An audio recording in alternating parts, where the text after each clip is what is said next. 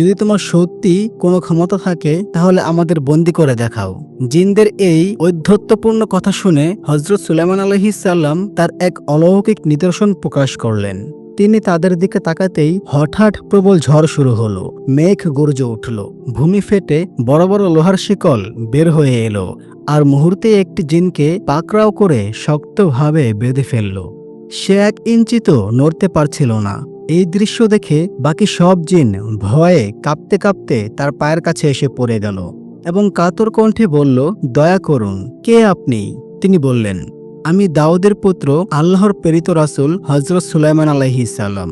আল্লাহ আমাকে এই দুনিয়ার বাদশাহ বানিয়েছেন। তোমাদের সতর্ক করতেছি, এই জমিনে আর ফাসাদ করো না, না হলে আল্লাহর আযাব তোমাদের ধ্বংস করে দিবে।